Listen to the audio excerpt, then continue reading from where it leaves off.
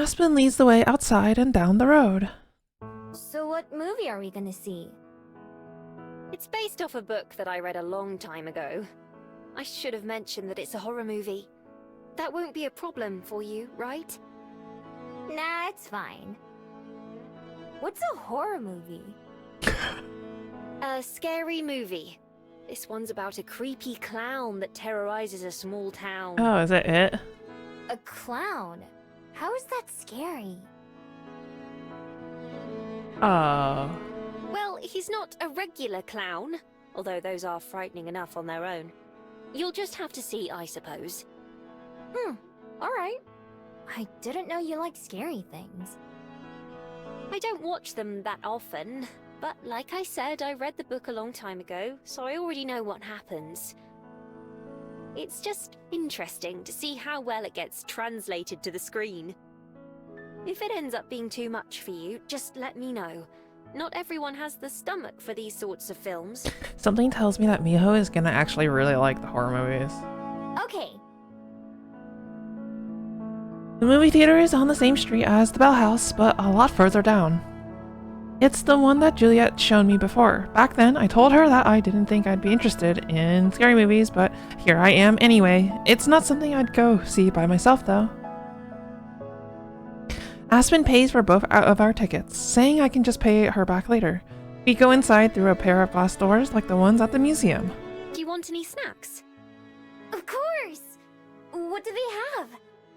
Well, traditionally you have popcorn at the movies. They also have candy and other things too.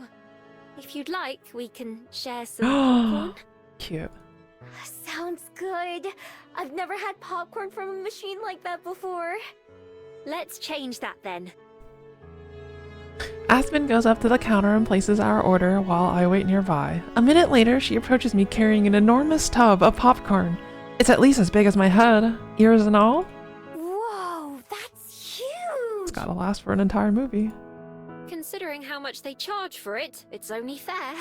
Come on, let's go sit down. That's true. Popcorn is stupid expensive. I heard that movie theaters make a majority of their profits through concessions and not actually movie tickets. I follow her down a hallway and through another door, where I finally get my first look at a movie screen. Whoa, that's huge too! It makes my TV look like a toy in comparison. In fact, it's probably bigger than my entire room. We go up some stairs and then sit down in one of the back rows near the middle. Aspen holds the bucket of popcorn in her lap and grabs a handful, right as something starts to play on the screen. Immediately, my ears are assaulted by blaring music and booming speech with the sound coming from all around. I instinctively cover my ears at first. Is it supposed to be this loud? I have to yell just to make myself heard. Yes, but we're not. It's like the library. These are just previews for other movies that are coming out soon. But once the real thing starts, we're not supposed to talk. Although, it's not like there are many other people around that we'd be disturbing. She's right. We're the only people in the theater right now. This must be why she wanted to see the movie this early in the day. Oh, that's true. It's a good perk. Eventually, I get used to the volume level. I grab a handful of popcorn for the bucket to munch on, and I'm surprised by how tasty it is. I heard they use some kind of special butter for movie theater popcorn. Like some kind of syrup or something that is like special. Whoa, this? I slap my other hand over my mouth to shut myself up, which makes Aspen laugh. She leans over to whisper, It's fine. We won't bother anyone. It's just good to know for the next time you see a movie. Yeah, that's true. Oh, okay. You're whispering. This is really good. I don't know if I like Juliet and Miho or Aspen and Miho better. They're both really cute. We sit through a few minutes worth of previews before our movie finally begins. Aspen and I, mostly me, if I'm being honest, are almost halfway through the popcorn already.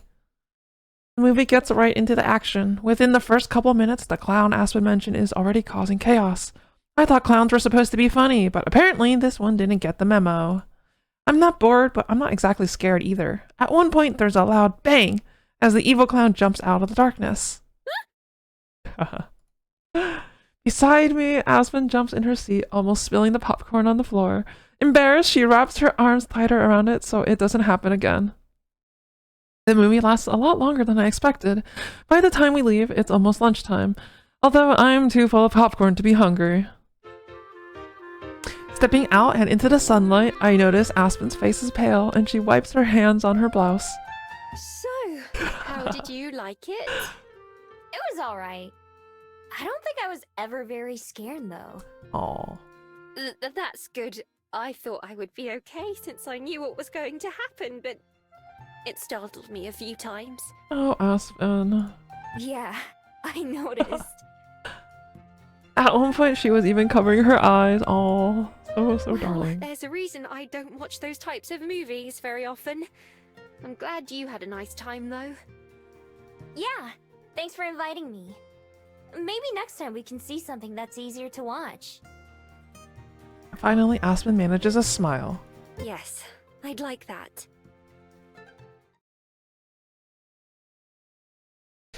Alright, oh, Lena's not at the park anymore. You can go anywhere. We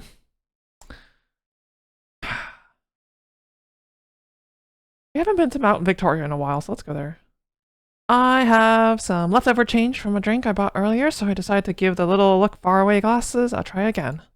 I wonder what kind of brand new sight I'll see today. I pivot the lenses left and right, getting a good look at all the little buildings of Wellington dotting the horizon like ants in a line.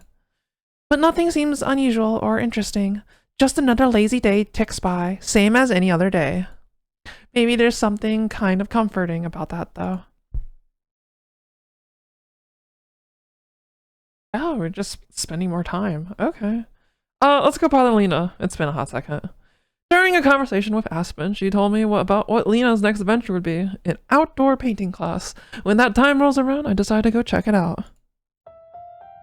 Just like the other activities I've tried with Lena, it'll be happening in the park. When I arrive, I don't even have to look around. The class is right next to the entrance. The group is bigger than the ones for tennis and tree planting. Everyone has a big canvas on a stand in front of them. And there are a bunch of paints and brushes in the middle. Lena's easy to find like always, and I see Cyrus on the other side of the crowd, away from her. It seems like he's not the one in charge today. A friendly person in a paint-stained apron sees me arrive and helps me choose a canvas and some art supplies, and then sends me to find a spot. Naturally, I head over to where Lena is. Hey, mind if I set up here? Right, I forgot she forgets who we are. Oh, sure.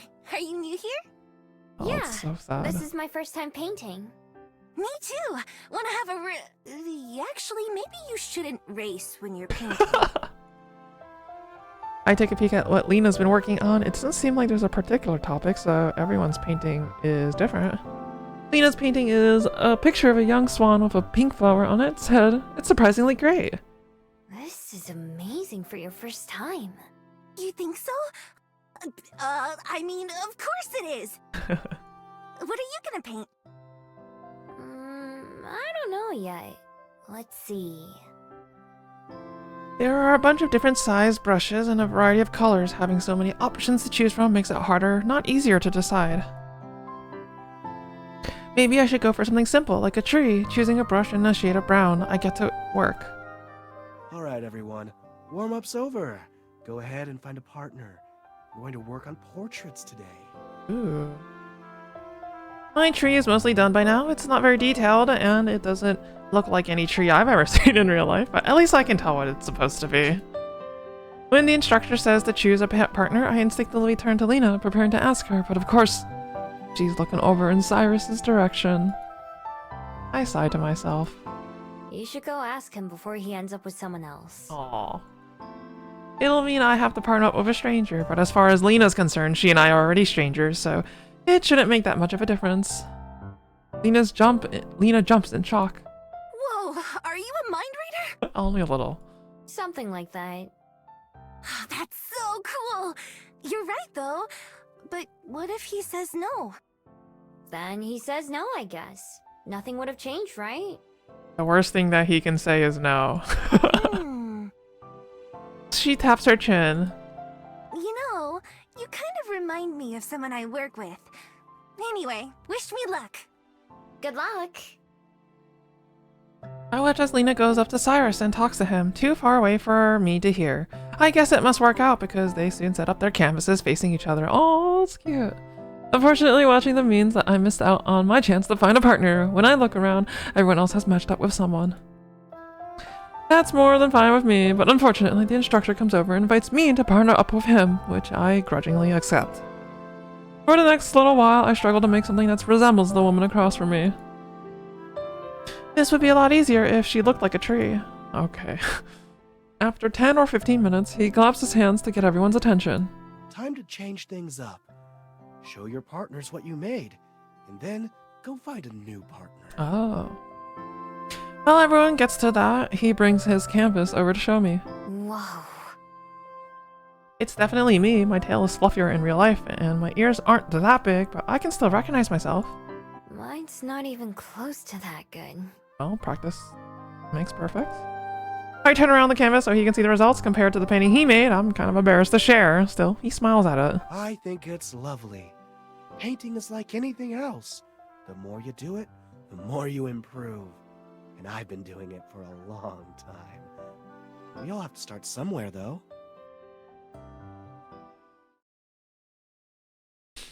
The moment the instructor and I are done talking, someone taps me on the shoulder. I turn around to see Lena. Hey, let's be partners. Sure. Secretly, I just think to myself about how I'm getting paired up with another good artist. The instructor blows a whistle. The instructor blows a whistle to start the signal to start, and Lena and I both get to work. So, how'd it go? How'd what go? I know she can't have forgotten me that quickly. Talking to Cyrus. Oh, that. Using a few shades of pink and white, I managed to paint something that looks passably close to Lena's clothes. If I squint a little, at least. I got too nervous to really say much, Oh. so we just painted each other until it was time to switch. In the middle of a brushstroke, Lena suddenly drops her brush in horror. Oh no, what if he thinks I'm boring? I don't think anyone could think that about you. Oh, Lena. Yeah, but what if he does? This is not good! Leaving the paintbrush in the grass, Lena closes her eyes and puts her fingers to the sides of her head, like she did back at tennis. She must do that for at least a minute. While I just keep working on my painting, it looks more like Lena than my last one looked like the painting instructor, but I already know her wings are going to give me trouble. Okay, got it. I need you to do me a favor. Oh god. What is it? When we change partners again, I need you to go partner up with Cyrus, and then you can ask him what he thinks about me. Don't just straight up ask him though, that'd be too obvious. Try to see if you can get him to say it without saying it. Oh my god. Say it without saying it? Yeah, you know, like, She makes a few gestures that remind me of charades, but I have no idea what she's trying to say. Okay, I'll try. Thanks, I owe you one. Oh god. I'm not even motivated by that, because it's not like she'll remember long enough for me to ever cash it in. I just want to see what happens. All right, new partners. This will be the last time. Alright, new partner. Here, this is my painting of you. It's better than the last one. It still isn't great, but I like the way some parts of it turned out. Ooh, I look great. Looking down at her own canvas, Lena frowns. Oh Kind my of god, forgot to Lena. paint you. So, I guess I owe you two things. And you're not gonna remember. That's fine. Cool. Okay, hurry, before someone else takes him. I walk over to Cyrus as fast as I can without being self-conscious about it. Fortunately, he was distracted with something himself, so he's still on his own. Hey, wanna be partners? Alright. I'm sure it's a total coincidence you were just talking with Lena, right? Aw. Not at all. I appreciate the honesty. Anyway, let's get started. Both of us set up our canvases. I feel a little more in my comfort zone painting Cyrus. At the same time, I try to think of how to do what Lena asked. Oh, because Cyrus is, like, tree-like. Hey, can you do me a favor? Oh, God. Uh-oh. I mean, what is it? There's something that I want to ask Lena. but I don't know how she'll take it. We've known each other for a bit, but that's why I'm worried. I mean, I kind of know her feelings, but not that well. Oh, Cyrus. Oh, Cyrus. So, and maybe don't ask her this outright. Maybe you can try to see how she feels. She by, likes like... you. She likes you. He makes some vague hand gestures that eventually turns into a shrug. Well, you know what I mean. No, I don't. Anyway, what I want to know is... A small whistle blows, cutting Cyrus off. You had like 3 seconds to All draw. right, that's it. Time to show him off. That's crazy. I rub my ears to recover from the sound before waiting for Cyrus to continue. Actually, never mind. It was dumb anyway. Oh, these two. Will they, Here's what won't I they? made. Ta-da! Cyrus spins his canvas around to reveal... Oh, phew. I can't help but breathe a sigh of relief. He's just as bad at painting as I am. I show him my equally unimpressive work. It's messy and scattered. Nice job. You really captured the way I feel inside. Oh, I guess that's okay. I want to press him on what he was going to say because this is the second time he's almost asked me about Lena, then changed his mind. Before I can... Oh my god. Before I can ask, though, Lena herself comes hurrying over, carrying her canvas. She walks up and shoves it into Cyrus's hands before he can even react. I made this for you so you'd have okay, bye! I love how the text is all one word. Immediately she zips off back the way she came. He holds the portrait out at arm's length where he can see it. I move behind him to get a good view as well. Just like Lena's picture of the swan, her picture of Cyrus is really good. It shows him looking thoughtful as he works on his own painting, biting his lips in concentration. There's a lot of detail in his eyes and face and on the leafy vein that runs up his neck. Whoa. This is... Really good? Yeah. The two of us look around to try to find Lena, but she's nowhere to be seen. She must have left already, right away. Or she's hiding somewhere. What was it you wanted me to ask her? Cyrus just shakes his head, still looking at the painting. It's fine. I need to ask her myself. Oh god. All of us minus Lena help the instructor clean everything up. Some people take home, with some people taking home their portraits and others tossing them. Cyrus and I say goodbye to each other, but we never talk anymore about Lena. Still, even if it's a while before we hang out again, I have a feeling I haven't heard the last of this. Amazing. Oh!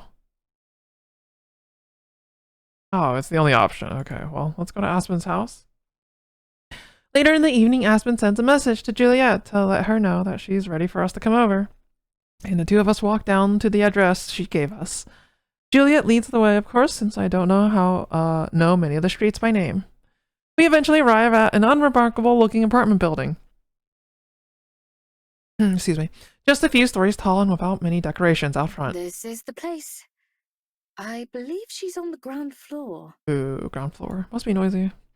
Not too far away, one of the doors swing open and Aspen pokes her head out to wave us over. Miho, Juliet, over here. Aspen! She holds the door open with one hand while pushing something away from her feet. No, stay back, you two. Oh, the cat! Or the cats. I freeze halfway to where she is. What's wrong? I said, no, not you, Miho. I'm talking to the cats. Sorry, I'm also talking to the cat. Aspen gestures for us to come inside while keeping an eye on the floor. Julia and I hurry in, and Aspen shuts the door behind us. Well, ta-da! Or something. Whoa! The entire place is just one room, except for a small bathroom. Right across from the door is a tiny kitchen area with a fridge, stove, and microwave. Everything else is basically a bedroom. There's a dresser, a small desk with a computer, and Aspen's bed itself. Some luggage and boxes are scattered around, which I'm guessing were part of Aspen's cleanup. I hope that was the good kind of whoa. It's really cozy. Lovely, Aspen. I adore the fairy lights and plants. They make it feel very welcoming. Thank you for having us. Yeah, thanks. It was a good whoa, don't worry. I didn't really have any expectations, but I'm still kind of surprised by how small it is. I figured she'd been exaggerating that part, at least a little bit. The decorations make it feel fitting for Aspen, though. Two pairs of green eyes peek at us from around the corner, and both cats go dashing under the bed as we step further in. Sorry there's not more space to sit down. You can see why I don't have company over very often. You can sit on the bed if you'd like. Or the computer chair. Oh, it's fine. I'm okay on the floor. I take a seat with my back against the dresser while Juliet sits down on the bed as invited. Aspen ends up taking the sole chair for herself. Almost as soon as I sit down, I spring back up, remembering the occasion. Oh yeah! Happy birthday! Aw. Yes, happy birthday, Aspen. Here's to another wonderful year. Thank you. This year has been pretty good, I must say. Narrowing my eyes, I inspect Aspen, who notices and frowns at me. Can I help you? You don't look any older. I'm glad to hear that. It doesn't just happen overnight on your birthday, though. Not that you would be aware of that, I suppose. Oh. Anyway, enough about that. Are you too hungry? We've already done everything there is to do here, I believe. Now you understand why I never have people over. Oh, Aspen. It's fine. I don't mind just sitting around. But yeah, I'm always ready to eat. Have you decided where you want to go? I think so. There's a seafood restaurant that isn't too far away that I enjoy, but don't go to very often. Does that work for both of you? Ooh, seafood. I'm okay with anything. I just like food. You know, Miho? Same. Indeed. It's your birthday, so we'll have whatever you want. All right. Let's get going then. The restaurant is a bit of a walk from Aspen's apartment, but it's a nice day, so I don't mind. We end up at a pier not too far from the museum I visited. It's not a very big place, but it's bigger than the Bell House. Half of it juts out over the ocean itself. Oh, that's cool. We get seated right away at a long table with metal stools. It sure smells fishy. It's supposed to. That means it's fresh. It's true. Our waiter brings 3 menus, setting one in front of each of us, and promises to come take our order soon. Aspen and Juliet both pick up their menus and start to flip through, so I do the same. Let me know if you need help reading anything, Miho. Oh my god. Thanks. Fortunately, there are plenty of pictures. The Bell House could learn a thing or two from here. I'm even able to read some of the words, like fish and corn, but there are others that I don't recognize at all. What do you usually get here, Aspen? Classic question. Well, they're most well known for their crab, although it's very messy. And expensive, so I've never had it. I usually get the clam chowder or fish and chips if I want to hate myself later. I mean, they're not that bad. It's not too, like, unhealthy. Oh. What's chowder? It's like a thick soup. Oh. Isn't it hard to eat clams? I've tried before, but I couldn't get past the shells. They do that for you. No shells involved. Whoa! That's nice of them. Or if there are shells, it's only used as, like, a plate. And the part inside is, like, on top of it. I'm sure they'd be glad to hear that. Is there something you usually order when you go out to eat? Oh, I've never been to a restaurant before. Unless you count the Bell House. Well, not as a paying customer, at least. But I know how they work because I've seen them on TV. I hope you enjoy your first time then. I will. Both of you, feel free to order whatever you'd like. Don't worry about the price. Oh my god, it's good to have a nice, rich friend. Don't worry, I wasn't. A nearby door swings open, and for a second, I can see into the kitchen as another waiter comes out carrying a big bucket. A number of spiny claws and legs poke out of it. Wait. Is that... I'm running out of places to put the camera. They take the bucket to another table and set it down, along with a big pile of napkins. The crab? Yes.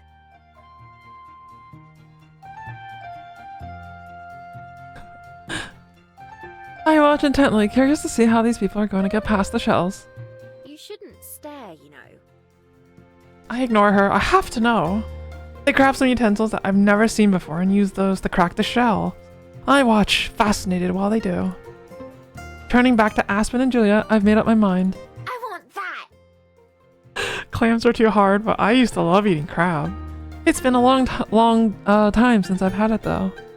It would be nice to try at least once. Oh, get it for yourself, Aspen. Sounds like it's settled then. Crabs for the table. Oh yeah. Our waiter shows back up. A few glasses of water in hand, and Juliet orders for all of us. The waiter takes the menu back, saying our food should be out before too long. I sip my water and look around, enjoying the new experience. Have you ever been here before, Juliet? I haven't. As I'm sure you know, I don't go out to eat very often. I've been to similar restaurants before, though. You went to the Bell House back when it first opened, didn't you? I seem to recall you telling me that once. I did, yes. I can still remember what I had. A chai latte with a blueberry scone. Were you working there yet? Oh no, it was a few years before I came to Welly. Although, Regina, my boss, wants to expand. There's going to be a second location opening in a couple months. That's exciting. She asked me if I would consider being store manager. Oh, congratulations! That's quite the honor. Please get a pay raise. You'd get to run the whole place? I would still be working for her, but otherwise, yes. I haven't decided if I want to do it or not, though. It would be a lot more work and responsibility, obviously. It would take up much more of my time, too. That's I'm true. not sure if I want to put myself through that. It depends on like what your goals are. That's understandable. I do think you'd be well suited for it, though. Yeah, you already do a lot at the other Bell House. Thanks. Yes, it is tempting. I told her I'll think about it and give her an answer by the end of next month. The building it'll be in is already a coffee shop, so it won't take too long to convert. It all depends on some other things, really. Like what? Well, for one, Her writing. I'd been thinking about keeping this a secret until I hear back, but I finally finished a draft of my manuscript. Oh, nice. I sent it off to a few publishers to see what they think. Oh, congratulations, Aspen. That's a stunning achievement. That is.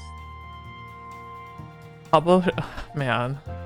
Good luck. That's all I'm gonna say. It is a very uphill, like large uphill climb if you're a new writer. Yeah! What are you gonna do with all your free time now? Thank you. That's a good question. I'm sure I'll spend plenty of it worrying. Oh, Aspen, you and me Other both. than that, I will need to find some new ways to fill my day. If all goes well, then I won't have time to help out at the new store. I'm getting rather ahead of myself, though. Mm. It's only been a little over a week since I submitted it. Oh. I hope it works out for you. Me too. We sit and talk about the usual stuff for maybe 15 or 20 minutes before our waiter comes out of the kitchen, carrying a giant bucket like the one we saw earlier. Aspen and I both gasp in awe as they place it on the table before us with a flourish, giving us a stack of napkins and tools like the other group. Well, let's not just stare. Dig in! I don't even know where to start. I grab one of the pieces closest to me. It's hot. So hot I drop it on my plate. Aspen does the same thing with a yelp of pain. Julia, on the other hand, seems totally unbothered as she calmly claims a portion for herself. Leaning in close, I blow on my food to try to cool it down. While I do, I watch Juliet to observe how she does it. She smiles when she notices me watching and turns her hands to give me a better view as she uses the tool to crack the shell and get to the meat.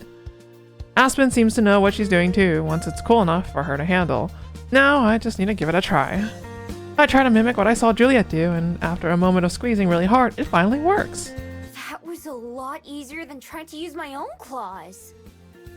I should hope so.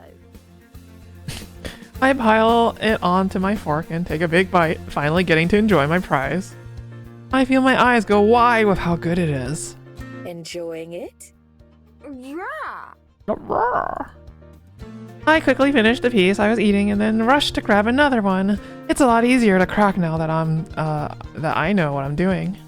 For a while, the only sound coming from our tables are those of us enjoying our food and the occasional sip of water. When our waiter comes by to give us refills, they look a little shocked at how much we've already gone through. When the bucket is finally empty and I sadly toss the shell of my last piece into the waste bag, Juliet seems to pick up on it. Are you still hungry, Miho? Oh my god. Hungry? No. Uh-oh. Do I want to eat more?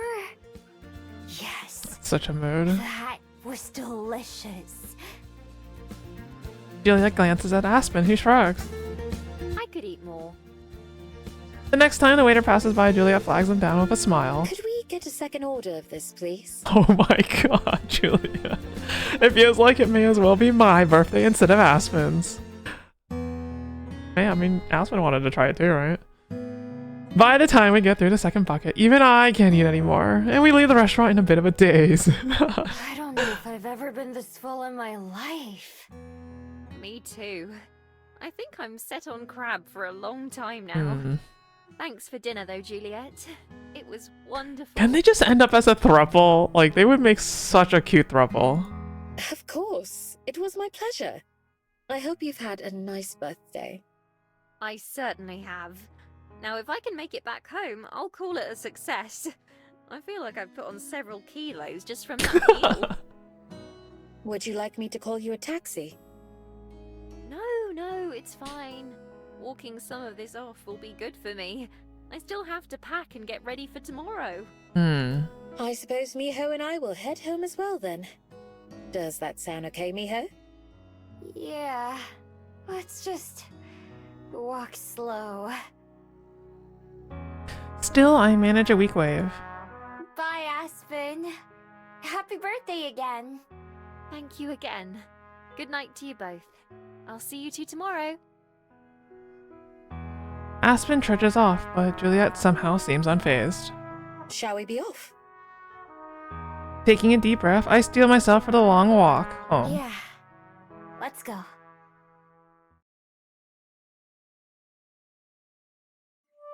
The afternoon of Aspen's departure, she's unusually quiet.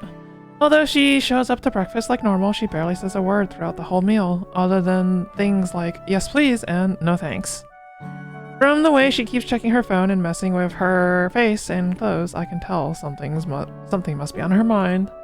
I figure she's just antsy about her trip, so I don't bring it up or try to talk to her. Instead, Juliet and I mostly chat until we're done eating and the dishes are cleaned up. The moment we're finished, Aspen perks up a little bit. Miho, are you ready to go to the bus station? Yeah. This way, you have as much time as possible to get back. Precisely. Thank you. I wonder if like a photograph or like a video chat would also work. Of course. Before departing, Juliet approaches Aspen and gives her a hug. Oh, from the outside, I realize that hugs look kind of weird. People have come up with the strangest ways to show they care about each other. Safe travels, Aspen. Let us know when you get there. Will do. I won't have reception while traveling, but I'll send a message as soon as I'm home. How long's your trip? If it was by car, only a couple hours. It'll be closer to 4 by bus, though. I'll take an early one on the way back tomorrow just to be safe. Ample reading time, it sounds like. Oh, yes. She drums her fingers on a book tucked into her bag. Patricia and I have a lot of catching up to do. Although she's still fidgety, it seems like Aspen's remembered how to speak. After spending an unusually long amount of time adjusting her skirt and hair, she finally faces me brightly. Well, shall we be off, Miho? Yep. Yep. Goodbye, Aspen. Good night, Miho. Bye! Later. Aspen holds the front door open for me as we exit the library. Where exactly is the bus station? Not too far from my apartment. We'll pass it by on the way there. Should we stop by and say hi to the cats? I'm sure they'd love to see me. They're going to be angry enough at me for leaving for a day. I'm not sure I want to traumatize them right before I go. Aww. Dang it. I've never gotten along with cats. Have you known many? only a few. Some of the strays have some really good stories to tell. That's a good question. That's a good point. I didn't realize that she could talk to the other animals. The two of us walk along in silence for a little bit before Aspen pokes me on the shoulder. I've gotten more used to physical contact like that, but it still surprises me every time. What's it like talking to an animal anyway? How do you do it? I'm not sure. It was just something that I knew how to do, like making a den. A lot of the time, you can just feel what they mean without saying it. I don't know how to put it. No, that makes sense. There are some things that you just can't put into words, as much as you'd like to. Exactly! I have the problem a lot. I'll bet you don't, though. You'd lose that bet quite handily. Why, I'd say I struggle to put things into words more than anything.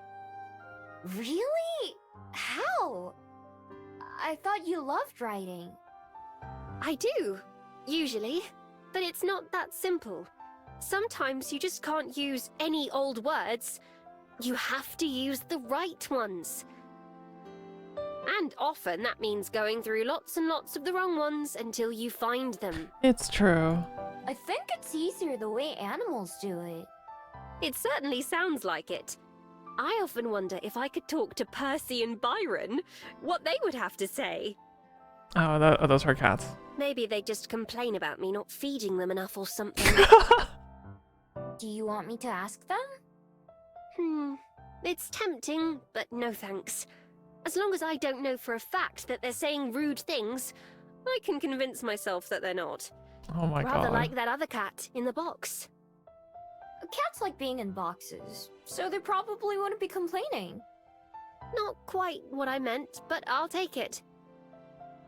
For a bit, Aspen hums quietly to herself while we walk. I don't know if she knows that I can hear her. Even though she's being more chatty, there's still something that seems a little off about Aspen. I can't quite place my finger on what it is, though. At one point, she checks her phone and starts to walk a little bit quicker. Are you looking forward to going home? Oh, is she anxious to see her parents? Is that why? That's understandable. If she has to think about it, that kind of answers my question. I am, yes. But like I said, I prefer to only do so for a day or two at a time. 'Cause of your parents? A little. They're not really that bad, though. Mum's a worrywart and Dad isn't, so Mum feels like she needs to worry enough for both of them.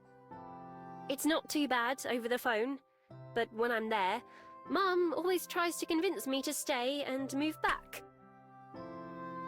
So I tell them they should move out here instead, and Mum goes into why they can't, and it's just tiresome. Understandable. Sounds like she cares about you a lot. She does. And I love her too, don't get me wrong. It's more the town than them. Or rather, the lack thereof. What do you mean? They live in the middle of nowhere. Mum loves it out in the countryside and says she can't live without her backyard view and half a kilometre from the nearest neighbours. I, on the other hand, can't live without bookstores and coffee shops and high-speed internet. So that's why you moved to Wellington? That's why I moved to Wellington. It seemed like a necessity to make it as an author. There's some reality to that, yeah. I try to put together the things she's been telling me into one big picture. Can you only find the right words here? Exactly. At least, that's what I thought before I came. Turns out that moving to a new city won't magically make you a better writer, or even a writer at all. It's real. That's so. Back when it's I was very in real. school, I used to daydream about what life in the big city must be like. Busy and important things happening during the day, and then nights full of excitement and sparkling wonder. Instead, it's the Bell House, and a tiny apartment the size of my living room back home. Oh. I thought if I put myself in this new environment, then I'd grow into the type of person who belonged there. Oh, man. I learned the hard way that places don't change who we are. Still, better to be struggling to make it in the city than doing nothing out in the boonies, I tell myself. I think it sounds pretty nice. Peace and quiet, nothing to have to worry about. Ugh, not you too. That's exactly what my mum says. Trust me, it sounds better hearing about it than living it. Just like Wellington. Or any city, I'd imagine. I'm sure even Wellington must seem like a bore compared to some of the places you've been to, like Shanghai or Seoul. Well, yeah. I still like it though. Those cities are too big for me.